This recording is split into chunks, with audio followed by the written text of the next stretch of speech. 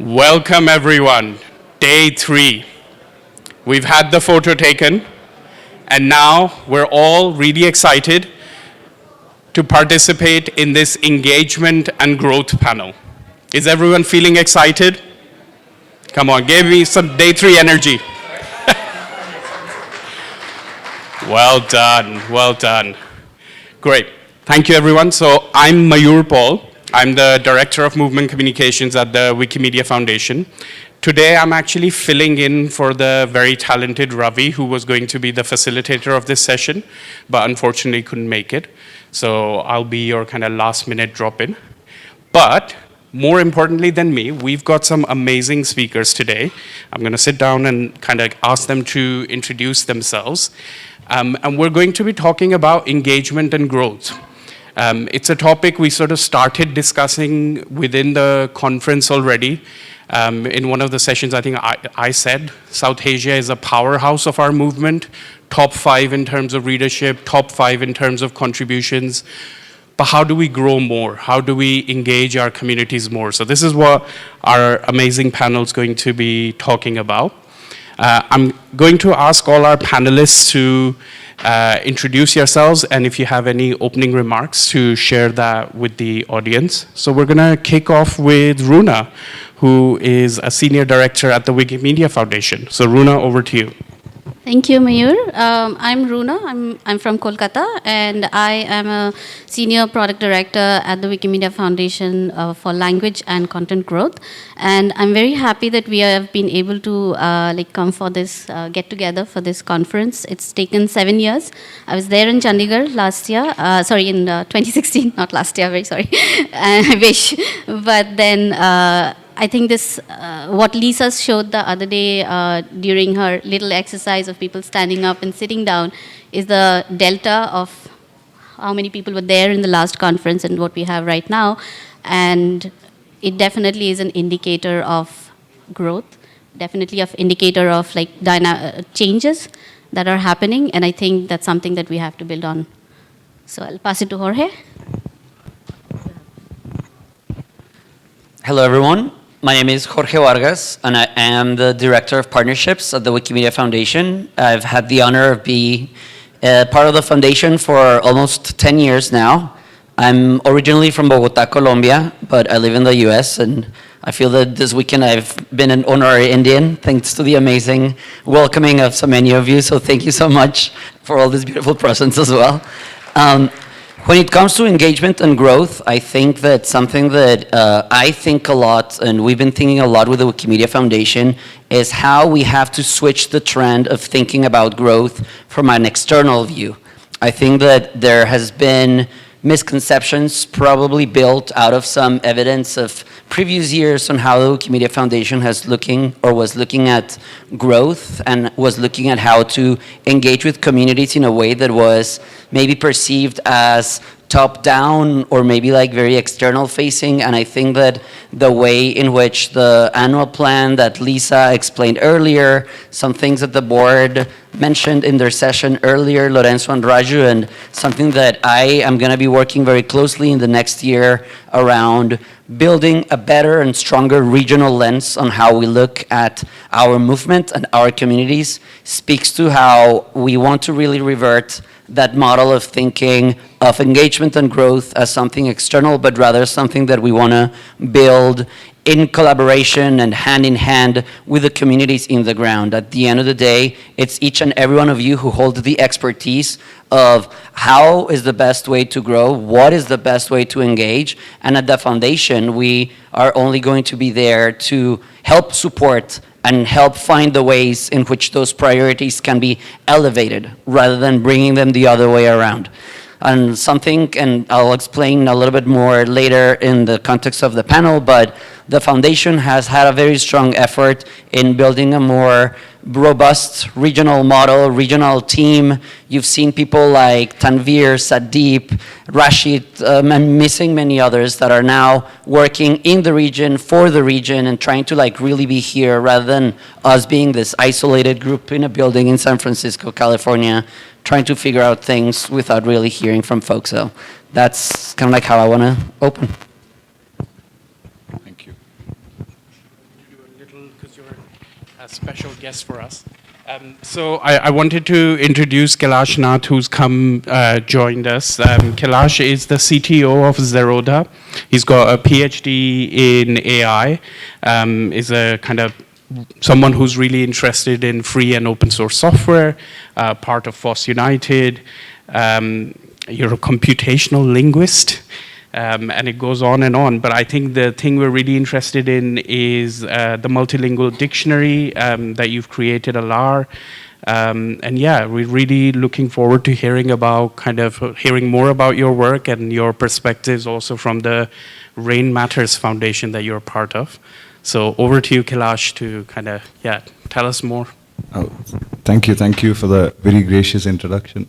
I'm a software developer, and I've been heavily involved in Indic language projects, computing projects over the last decade, and especially regional language computing. Malayalam started out with Malayalam, and I maintain Olam, which is the largest Malayalam dictionary online, open source, open data dictionary, English, Malayalam, and a couple of years ago I got an opportunity to work with V. Krishna, who'd created an entire Kannada dictionary from scratch.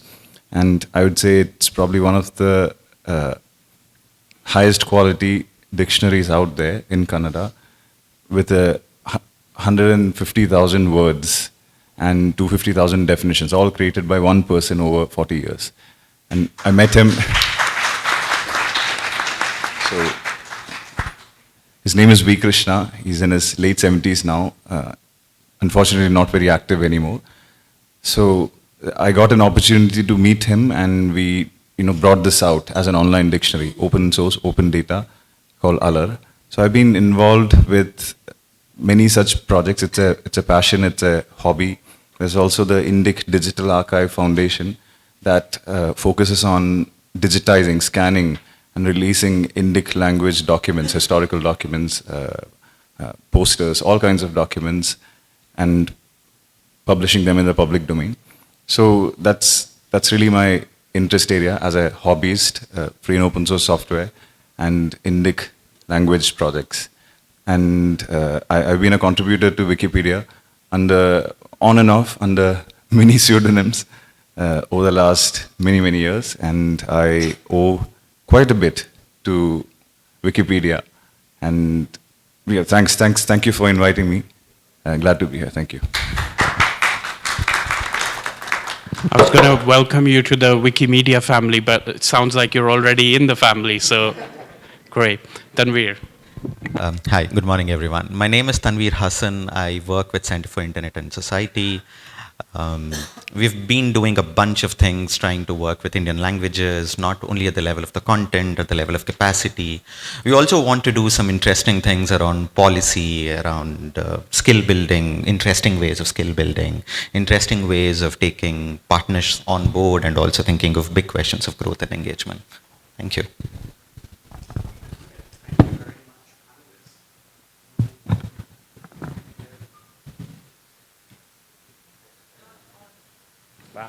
Now you can hear me.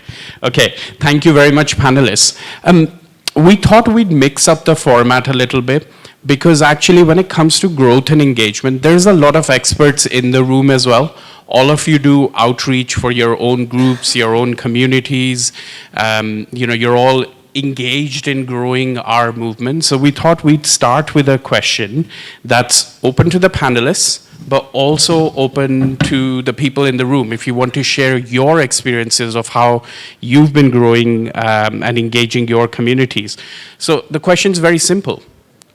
What should be our approach to growth and kind of engaging our contributors? So if there's anyone, firstly, I'm going to give the audience a go. So if there's anyone in the audience that wants to share maybe how you've approached growing and engaging your user group, please just put your hand up and someone will come with a mic towards you. If not, we'll turn to the panel. Go. Oh, the Tamil community they were doing well, I think, compared to other Indian language communities, doing okay at least. And then there was some, it happens to every community, and then there is some kind of stagnation point where it doesn't grow that much. So then all of a sudden a senior person that Mr. Selva Sivagurunavan, who is here, he started initiatives that we come up with ideas like a quarter. We allocate a quarter and allocate it for a certain task. So cleaning up all the Google translated articles, things like that. And then there was also a campaign for Tamil teachers across Tamil Nadu. So they just wrote a lot of articles that's not really in the Wikipedia standards. So there was a lot of cleaning up works needed. So then he put up messages and he initiated projects such that he allocated 3 months a quarter. So for the first quarter we cleaned up these Google articles, and now in the second quarter we are doing this articles written by Tamil teachers. So this kind of so he initiated it, and it kind of made engagement with people who were kind of just doing some work, and so they started contributing more, and the growth was being achieved, I think. Thank you very much for sharing that very practical. He said is that a community comes together because there is a common mission, something that's interesting for everybody in maybe from various perspectives, but there's this common viewpoint that everyone's trying to converge around. And what keeps that going is constant engagement and constant visibility of how we are going from one milestone to another. That keeps the energy fresh and engagement going, and that's probably a very good indicator of growth. So I think those are two key pieces that we can keep in mind, that okay, what is that common mission that we are converging, and how do we visibly show progress from one state to another as we go through the drills of setting some guidelines, some structure around how to converge as a group.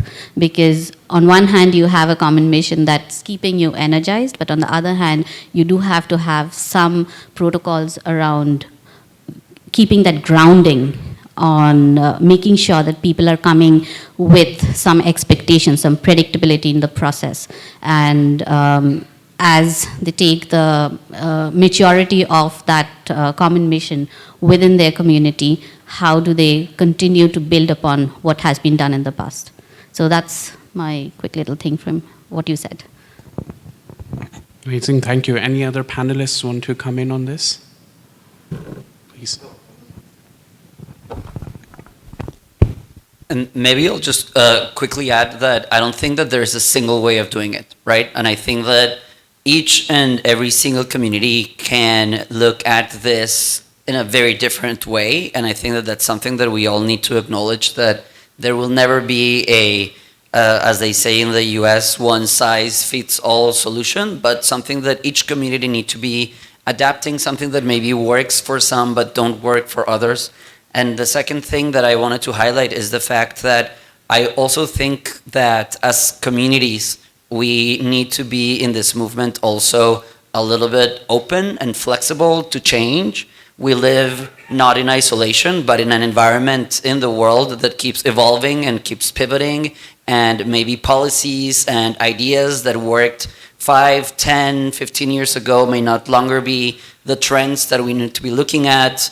Technology continues to change, access to the internet continues to change, and we have to be able to also be flexible and responding to how those trends affect each and every one of our communities in a different way.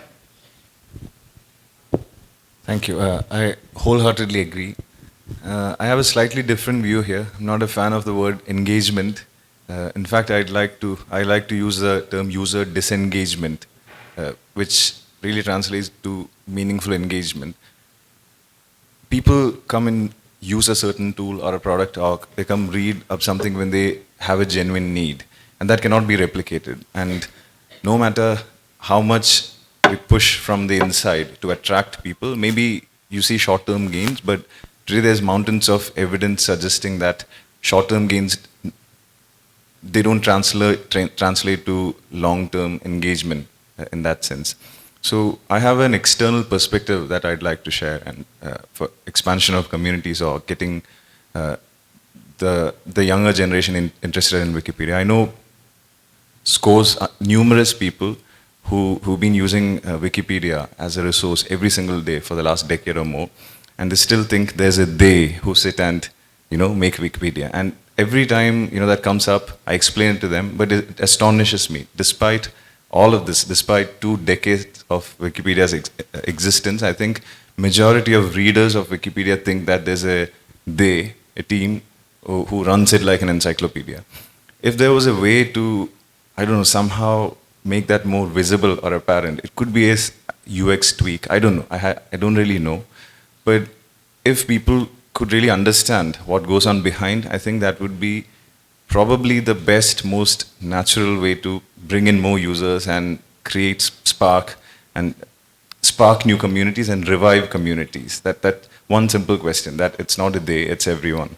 And this is a thought I've always had in my head, but don't really have a solution. I don't really know how. Yeah.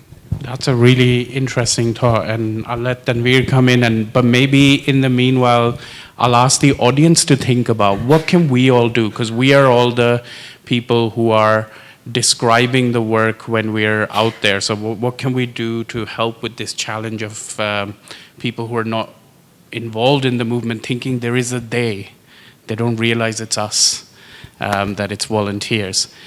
So I'll ask the audience to think about it. I see one hand already. Maybe. So one of the questions that we have been trying to crack is, how do you make growth fun? How does growth become, interesting? Editing Wikimedia projects is a serious business, but growing the Wikimedia projects need not be serious.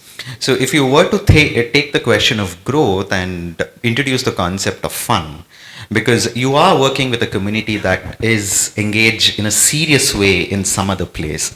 So if you're bringing the same level of seriousness, if you're creating the same conditions also for contribution, then you're obviously missing out on the X factor. So the big question when we are talking about in the Indian context is not to make growth serious, but how do you make growth fun? How do you make growth engaging? So the engagement bit that we are talking here is at that level. It's not always about how many meetings have you been able to do or how many conferences have you been able to do, but how engaging can the prospect of growth become? And that's a question that we don't have good answers. And that's the reason why we alternate between one model of train the trainer to another model of a city hosts an event to another model of a campaign doing something. So these are all our attempts to tackle the serious question of growth with the idea of fun built into it. I'll go to the audience to provide perspective. I just wanted to follow up on how do we inform people about Wikipedia being written by us. And I want to point out specifically to editors of the Indic languages, not English, that you have a fantastic megaphone at your disposal called the site notice. You can put anything you want right at the top of Wikipedia in your language, which will be displayed, it's configurable, you can display it only for editors or for readers, for people who consume the content, which is the people we want to engage. What if we could have a message there that says, Wikipedia is written by us, by everyone, click here to learn more, and then that click should lead to a really effective module explaining Wikipedia. Now, you could do this today, but you don't have that module probably. So my advice to you is think about it. Whether you want to use to pursue this path, just make sure you write some kind of module presentation, something in your language that explains this, not how to edit, that explains the philosophy, the attitude, the fact that we're all volunteers editing and that there are some policies and that we police each other's edits. The basic facts of how Wikipedia is made. Make it attractive, make it appealing, and then use that megaphone and link to it. That's something you could do, in 2 weeks or in 2 months, as soon as your module is ready. Is there any other perspective in the room yeah? I like the way Tanveer Hassan expressed it. It should be fun. Why? Because, see, I retired as a banker. During 1917, I met Pawan Santosh and he brought me to Wikisource, Wikipedia. Then I found that between Wikipedia and Wikisource, I am more connected to Wikisource.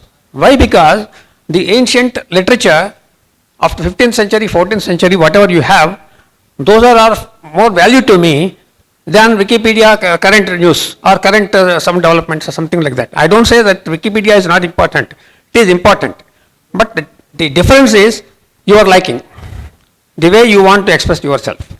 At least I had the good fortune to find out good old ancient books, say Ramayanam, of Dvipada Kavyam, by Katta Vardaraja Kavi.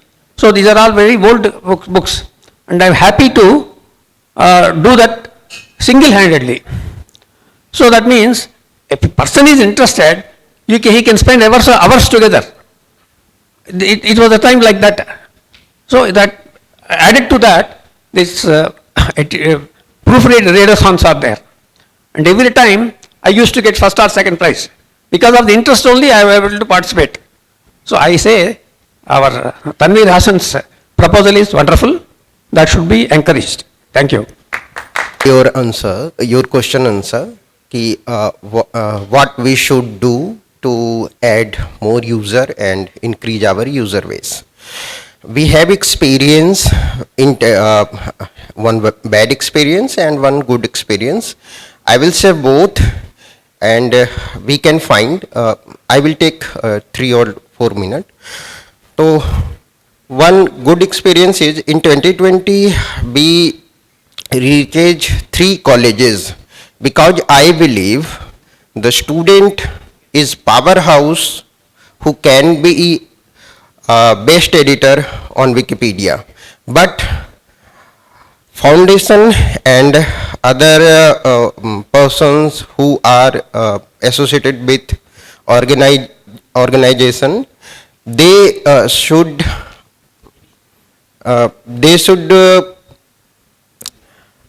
remove hurdles, and they should reach the teachers, and teachers can train student. If we will try to reach rickshawala, we will advertise all over city, we will do whole year this announcement and other poster thing, we will not get more user. If we will reach student with their teachers, if we trained teachers, if teachers are Wikipedian, and we will facilitate them to organize workshops and train their students, then we can find more editor. And we have best example. In 2020, we try to collaborate with the Paschim Banga University, Nehati College, and Hindi Wikisource came existence because of that collaboration. About 20 or 40 students worked tirelessly, and you can see Hindi Wikisource in 3 years are number 4th Wikisource in India. And in that 2 students are here. So I congratulate them, and these are the successful way. And what are bad experience? CIS, which is organizing this conference, try to a partnership with Christ University on Hindi Wikipedia, and they don't have any Wikipedian teachers. They just assign the student go and create an article, and Hindi Wikipedia flooded with bad articles. Then their admins restricted the Christ University students to add article on their user pages, because that's our bad example. So we have to reach students or educational institution. Others are also good things, but these are more fruitful way. So try to get the students with their teachers, because teachers are permanent employee in that educational institution. Student will come and go. If you train the teacher, they will train thousands of students. Thank you. Thank you. There are a lot of people that work in galleries, libraries, museums, professionals like that kind of can be almost super Wikimedians because of their sort of day job. I'm wondering, Jorge, if I can bring you into this to talk about like partnerships and sort of working with these kinds of professionals, you know. Thank you, Mayor. Yeah, I think that as we spoke with Praveen in the session prior to the annual plan around partnerships, I really like that graph that was used for the movement strategy process where it showed that in order for it to be growth, we cannot see ourselves in a vacuum or in isolation, right? We need to be working and partnering with mission-aligned and vision-aligned stakeholders out there that want to help us further our work. There's just enough number of people, a number of hands within our communities that sometimes are already small in itself. And in that sense, partnerships tend to be a very good opportunity to try to find new people, find newcomers, attract new people that want to come into our projects and into our communities. But at the same time, something that I wanted to say is that unfortunately there's some parallel problems that we also need to be thinking when we try to bring new people. I think that inadvertently or unconsciously sometimes we are our own enemy when it comes to having newcomers come into our projects.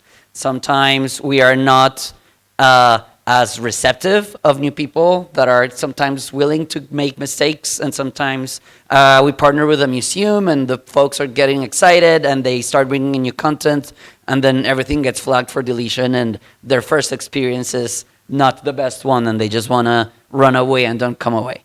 So that's also something that I think that in parallel we need to think.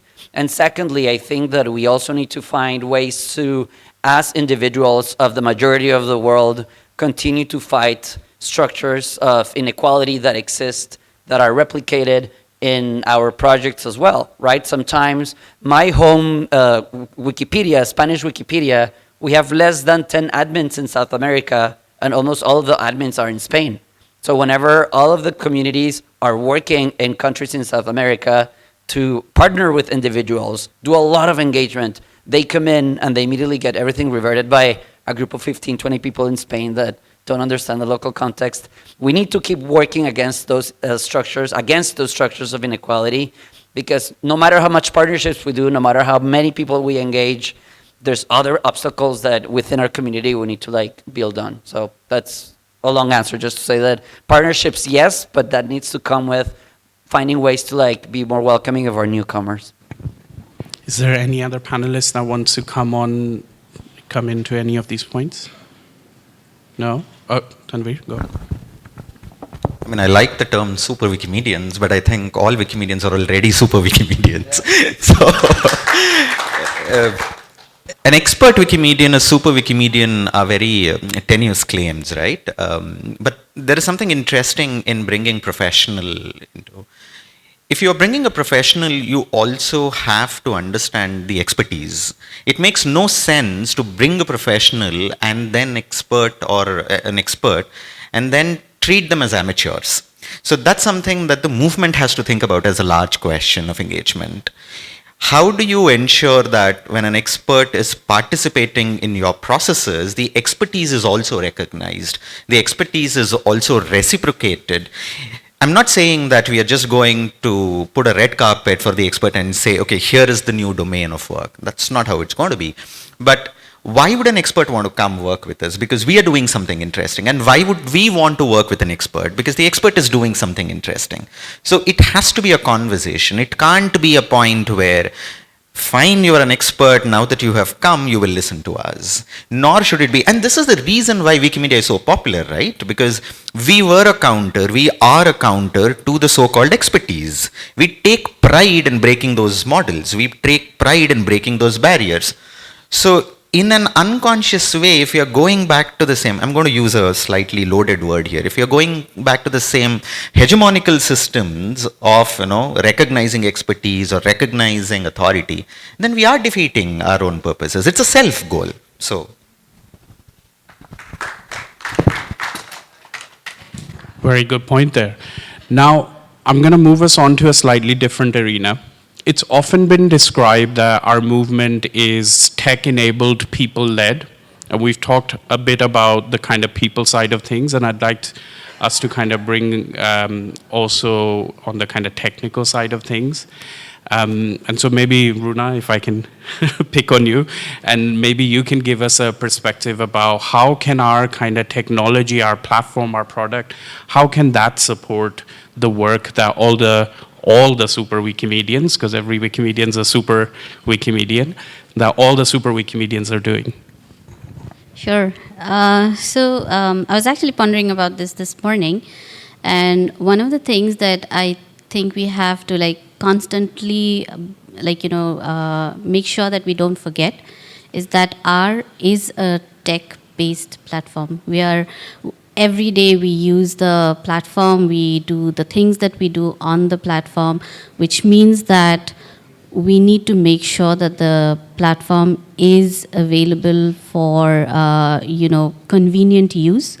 It's safe, it's reliable, and it's easy to participate. Whether it's someone who's been in the movement for 20 years, whether it's someone who's coming new, and something in between, and they have to feel comfortable using the platform. So the thing about making sure we don't forget, again, is that we are not using our landline phones anymore. We are not using those dial stuff anymore. Look at the devices that you're using right now and the devices that you have been using 10 years back. A lot of shift has happened in our in the behavior that we as individuals do every day, which means that when we are talking about engaging newer participants, their habits are very different than what maybe other people are used to, who have been in the movement, who know the workflows, who know how to write an article, upload something on Commons, or do some other activity that we usually do. So that is something to keep reminding ourselves. And on that note, I want to also re-emphasize the fact that the annual plan that we are talking about, it has several aspects of how the Wikimedia Foundation is basing all the plans for the coming year as well as a couple of years moving forward on the movement strategy recommendations. The movement strategy recommendations have been developed after extensive engagement, community participation, a lot of back and forth conversations. So it's kind of something that we have all, have some amount of visibility and as well as like a personalization from our individual home community perspectives, which means maybe you don't connect to all of them, but a few of them for sure, which still makes it a viable pathway for you to engage with how the annual plan of the Wikimedia Foundation is also being formulated. And that has a significant technical perspective, product and technical perspective. So it is absolutely important for us also to hear back from the people who have to use the technology every day to make sure that the way we are thinking about it and the way you are facing the everyday engagement patterns have some balanced practical intersection points. I'm not saying that we are going to solve all the problems overnight, but we have to take constant steps in the direction that is convenient for everybody, for people who are using it as well as for the people who are building it, because we are also doing that from the perspective of not disrupting people's everyday work, not disrupting the kind of activities that people are doing either as individuals or as mentors or as reviewers or as people who are going and talking with other participants, socializing the project. So I hope that's helpful.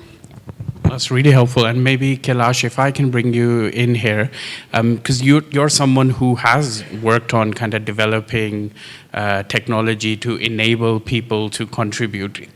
Can you tell us a bit more about that, or a perspective from what you've seen about how that can be done well and,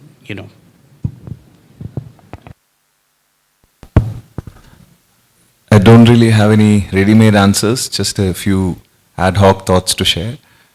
This whole idea of bite-sized content, I used to find that word cute, not really anymore with the proliferation of, let's say, the Reels culture or the 140 characters culture. And there's a whole generation of people who've come online whose foundation for reading stuff online or learning stuff online is this bite-sized videos and bite-sized text messages.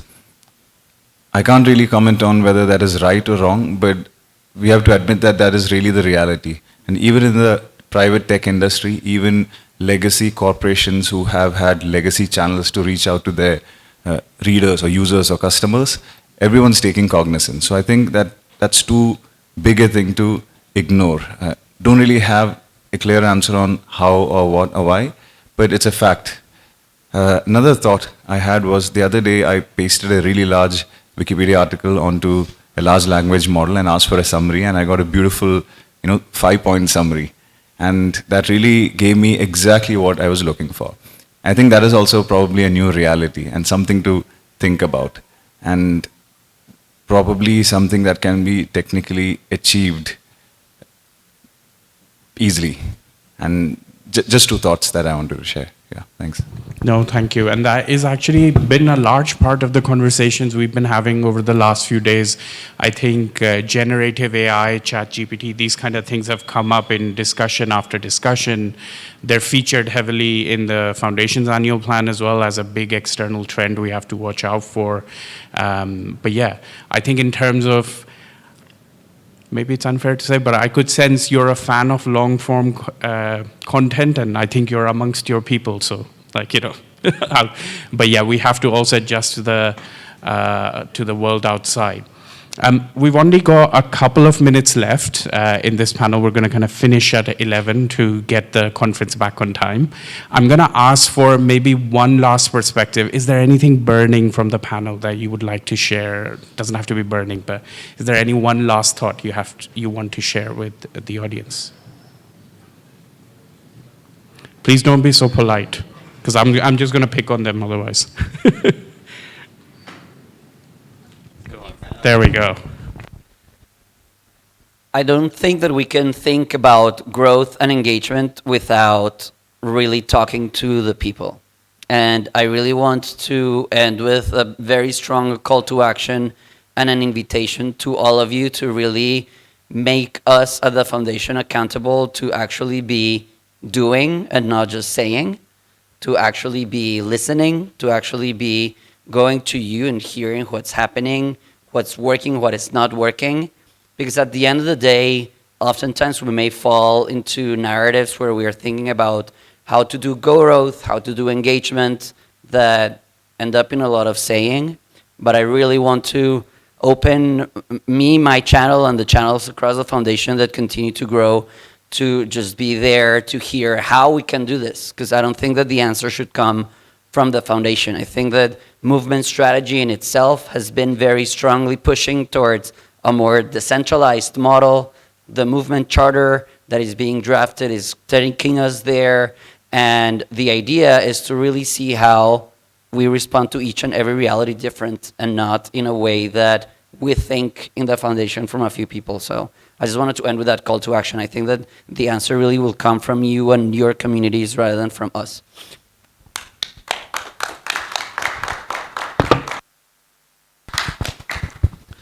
I'll take a shot at it. This was supposed to be the moonshot panel. I'm coming in as a replacement for an executive director of the world's largest NGO, BRACS. So Asif couldn't come and I'm replacing, so I'm a last minute replacement. But the idea of this panel was to simply ask this question: none of our projects are geography bound. Why should our growth be geography bound? Why should our conversations about development, about engaging, become geographically bound? That's something that we have not been able to overcome in the South Asian context. It's always been a train the trainer for Indian Wikimedians. I know we are talking about a lot of political, social, geographical realities, but even at the level, hence the moonshot, right? Even at that level of thought, if our projects are not geographically bound, why should our ideas, why should our growth be geographically bound? That was the big question that we had when we started putting together this panel. And that's the question that I would want all of us to also take back with us, after the WCI 2023. Thank you.